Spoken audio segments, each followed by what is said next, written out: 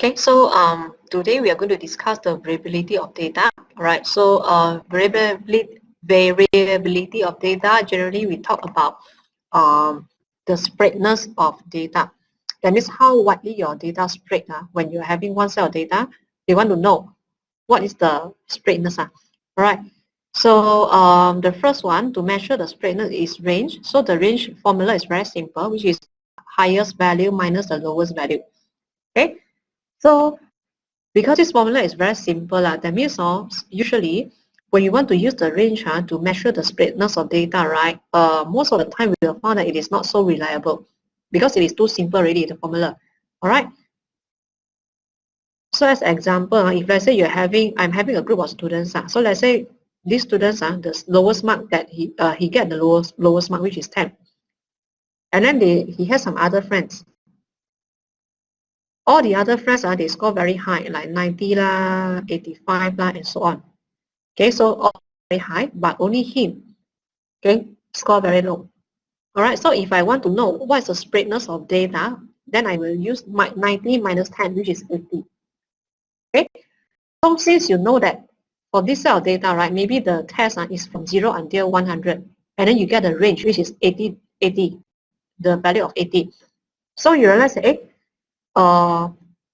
you might come to a conclusion that this class of students, good student can be very, very good, bad student can be very, very bad.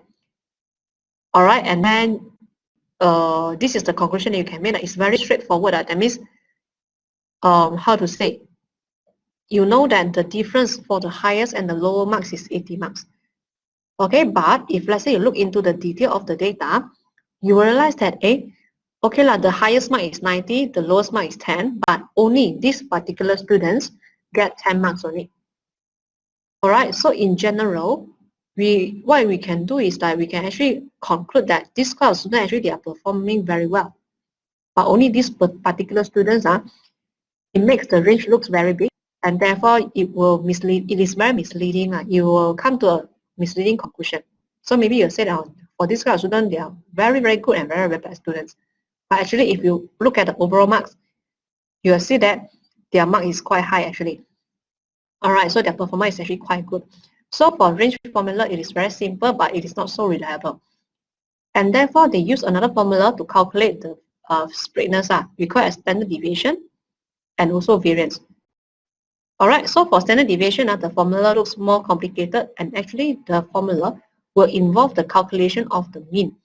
You see the mean in the formula, right? So that means, okay, let's say I'm having this group of students, and let's say this is the mean for this whole group.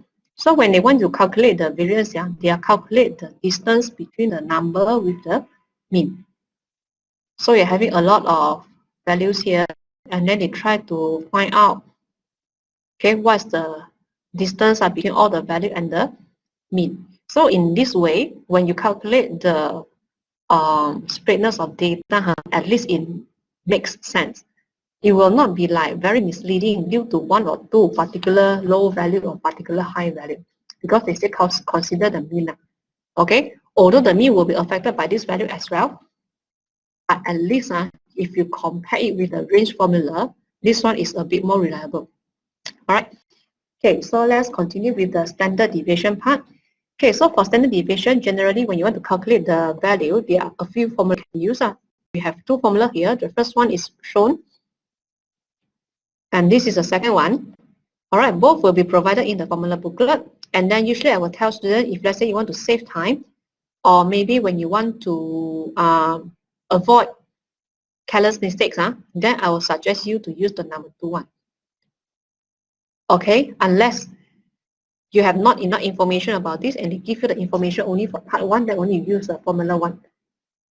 Right, so I will still strongly encourage you to use the formula number 2.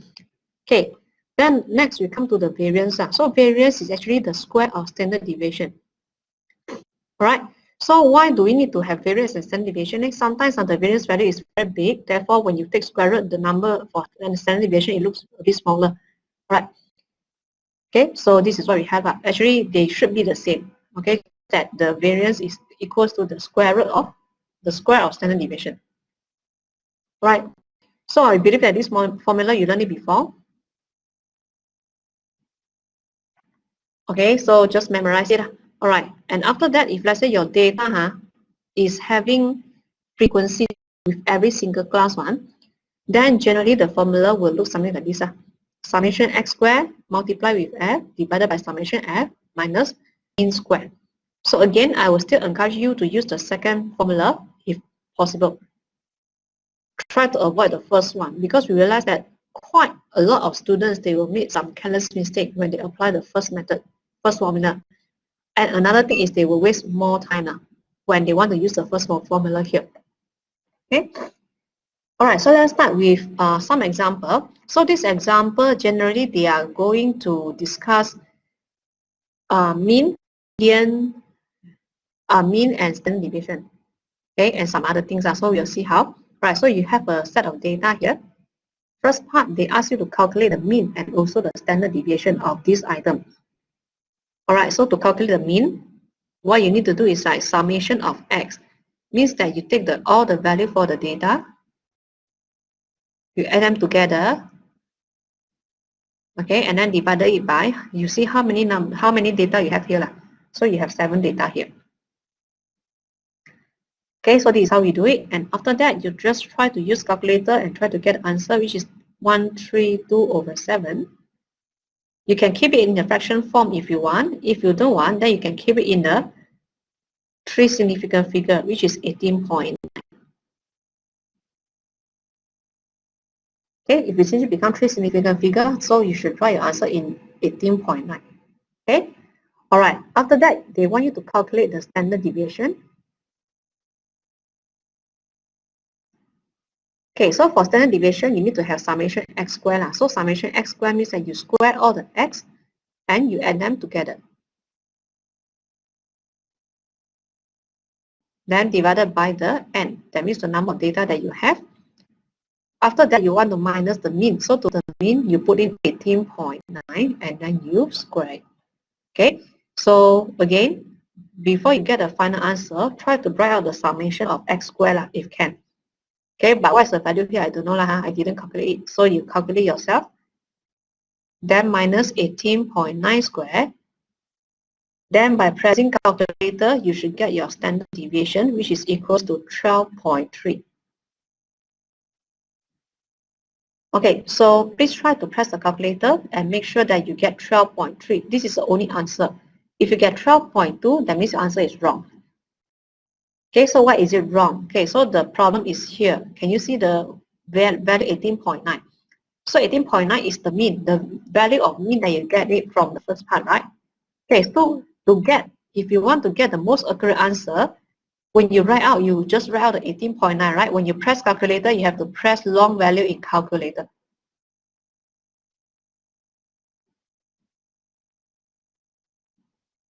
Okay, so because the 18.9 in this case, it is not your final answer, so you cannot just cut it short and put it into your calculation. When you want to apply all this kind of value in the calculation, right, you have to keep it as long as possible to get the most accurate answer that provided by the marking scheme. Okay, so you have to press a long value using calculator, right? Although you can write out short 18.9, but you should press long value, or straight away you use the fraction. That will be the best. So you can use 132/7 if you want to get the most accurate answer. Okay, so this is what we have for first part. A small detail that you need to know for the calculation statistic. So this one is a common error that usually students will make. Right, so make sure that you don't do this kind of mistake in the exam.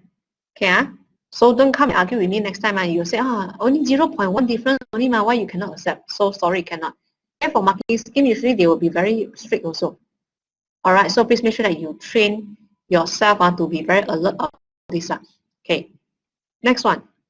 They want you to state which one is most appropriate, okay, to use as a measure of central tendency to represent the data in this case. All right, so the answer is median. I will already tell you it's median first. Okay, so why is it median?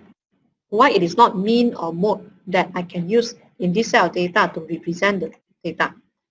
Right, so there are some reasons here. Okay, so if you look at the set of data here, you'll see, okay, when you go through with all the value here, there's one very special value, I can say, right? Because all the value, it is started from digit 1, okay, 10-ish, but when you look at this value itself, it is very, very large. It is almost 50 already, which is 4.8 or 48, sorry, okay? So if you look at this one, you realize that, hey, this value is very special compared with other values here. All right, so we call this one as extreme value. Okay, sometimes they will call it as outliers also. Okay, but for me, I'll call it as extreme value. So what is the meaning of extreme value? That means if, let's say, you compare it with any other values in the set of data, right? This value is particularly large or particularly small. That means if you compare with them, it looks like very special. It's like either too big or too small already. Okay, in this set of data. Right, so we call this as extreme value. So usually when you have the extreme value, and you use it to calculate your mean, okay, generally it will actually bring up the value of your mean. They will actually, your mean will be either pulling up the value or either being pulled down of the value. It depends on what kind of extreme value you have. So like this example, right? The extreme value is 48. So that means the mean that you get 18.9 is not so accurate one. It should be less than that. Because of this extreme value, they already pull the value up. All right. Okay. So because of this extreme value, therefore the mean is not suitable. So you can say that mean is not suitable.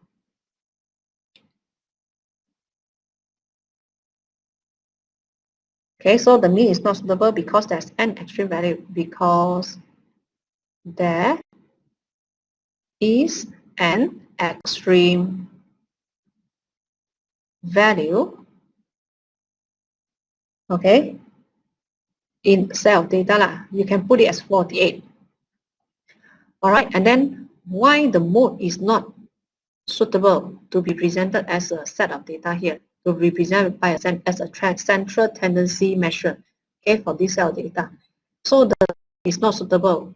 Again, it is because of the size of data is too small.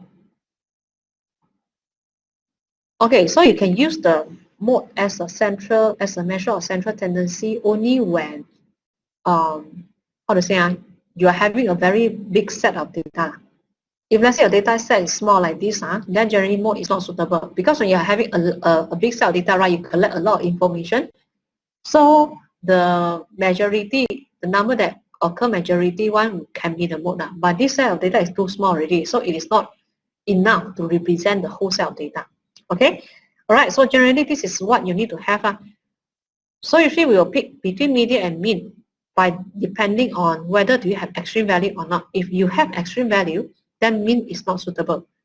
If you don't have any extreme value, then you can use the mean, okay, to denote it as a central tendency of the data. Then if let's say your data set is very big, then you can use the mode. All right, so this is some extra information that you should know about it. All right, from time to time, they are actually asking this kind of question also, mean, median, and mode. All right. Okay, so this set of data, this is how we calculate the standard deviation for this set of data. And this set of data, they actually list out the value one by one for you because it is quite small. All right, so now let's proceed to the next example. Okay, so for next example, generally, they give you a frequency distribution. All right, and from here, they want you to estimate mean and also the standard deviation of the time span. Okay, so again, first, what you need to do is like, if you need help in creating all the class boundary and so on, you can draw a table like me, I show you here if you want. Okay, so let's start with the first class boundary first. So do I need to do any adjustment for class boundary or not? Then generally you look at the lower value for the first class and also, the upper value for the first class and also the lower value for the second class. So these two numbers are the same. That means that you no need to do any adjustment to get the class boundary. So you just copy the value. 1 until 2 is the first class boundary, and then 2 until 3 is the second class boundary, and so on. Okay, so how to get the mid-interval value or midpoint? So the midpoint is 1.5 for first class. How to get 1.5? So to get the 1.5, generally you are using 1 plus 2 divided by 2. Lower class 3 plus upper class mod 3 divided by 2 to get the answer. Okay, then you complete the rest.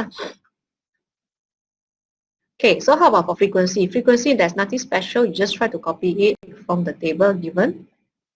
Okay, so fx means f multiplied with the midpoint. So when you take f multiplied with the midpoint, you have 24 and so on.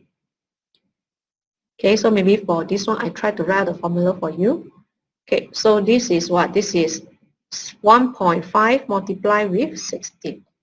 Okay, then the last one, when you want to have fx squared, so to have fx squared, you should get 36. How you get the 36 here actually? So it is square the x. So when you square the x, it will be 1.5 squared. And then you multiply it with f. So what is the f here? 16. So you should have 1.5 squared times. Okay, and then also you complete the rest. Okay, all right. So after this, what are you going to do now is you try to total up the frequency, total up the fx, and total up the fx squared. So you get a summation of fx, and also fx squared. So if you didn't do any careless mistake, the answer for this one should be 115. This one is 459.5. And this should be 2314.25. Alright, okay, so after you get this, then you can start with your calculation. Alright, so to calculate and get the value for mean, you take the summation of fx, which is 459.5, divided by summation of f, which is 115, and you should get the answer 4.00. Okay, and then if you want to get the standard deviation, okay, so maybe I put it here. Okay, so to get the standard deviation, what are the steps that you need to apply? So summation of fx squared, so 2314.25 divided by 115 minus mean. Okay, so the mean, to get the most accurate answer, I will keep it as the original fraction. Summation fx divided by summation f, and then I square. Okay, so the answer that you get should be 2.04. Okay, so again, don't put 4.00 into the calculation here because the 4.00 is the answer that you already cut short, or maybe you already make it into 3 significant figure, which is not the original answer. So when you want to use it to calculate the standard deviation or variance, please make sure that you keep it as long as possible.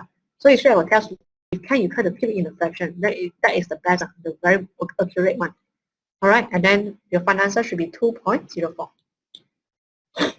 Alright, so I hope that you roughly have an idea on calculation for the standard deviation and variance.